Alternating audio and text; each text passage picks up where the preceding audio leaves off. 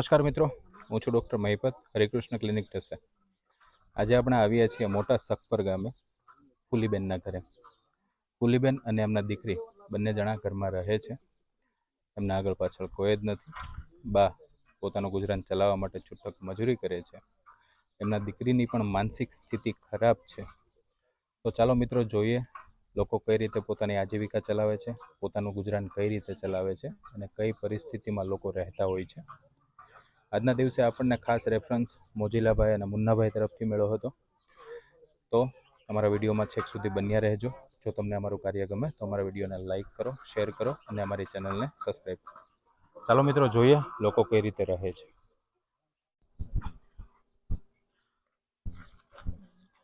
શું નામ છે બા તમારું? ફૂલીબેન. કેટલી ઉંમર થઈ બા તમારી?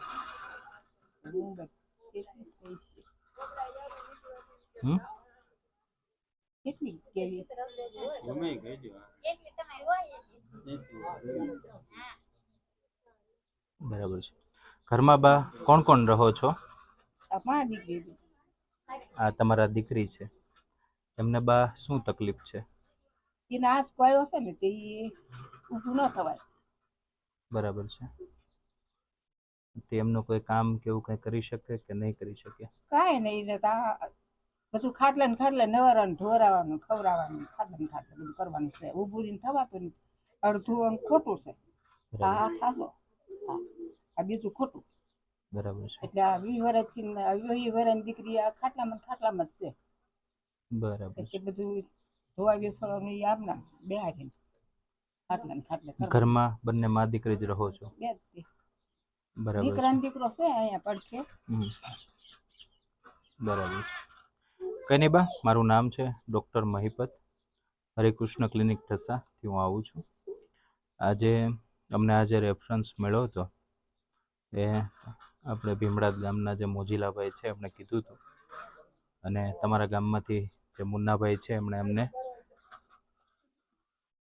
ધ્યાન દોર્યું હતું કે ભાઈ અમારા ગામમાં પણ આ રીતના એક જરૂરિયાત બા રહે છે. બરાબર છે. એમની આર્થિક પરિસ્થિતિ થોડીક ખરાબ છે. આજના દિવસે અમે બા તમારી એક નાની એવી મદદ કરવા માટે આવ્યા છીએ. તમે તમારું બા ગુજરાન કઈ રીતે ચલાવો છો? ખાવા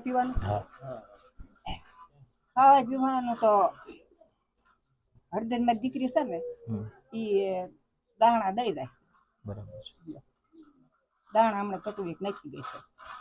બરાબર. તમે કઈ કામ કરી શકો છો? ના, આમ કે મેં ક્યાં જાવ અને મારે હલાતો એ નથી. બરાબર છે. એ આટલામાં હાલ્યું સજે જે ઓઈલા પણ ગઈ જ તે હું હમણાં. બરાબર છે. કઈ કામે બામે તો કઈ જવાનું છે નહીં, હલાઈ નથી. બરાબર છે. કઈ નહીં બા, તમે બેસો. અમે તમારા માટે જે મદદ લઈને આવ્યા છીએ એ તમારા માટે લઈને આવીએ. બરાબર છે.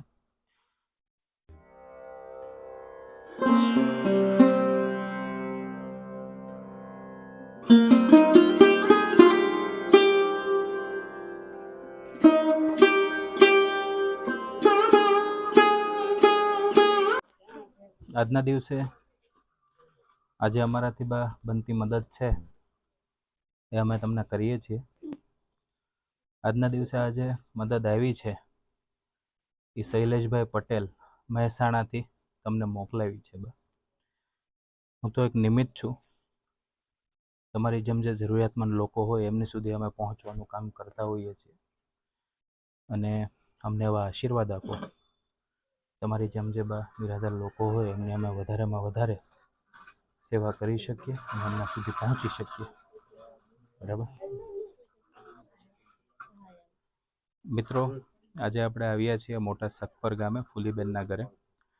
તો તમે જોયું એમ કે ઘરમાં અત્યારે હાલ પોતે મા દીકરી રહે છે. બાની ઉંમર 75 થી 80 વર્ષ છે.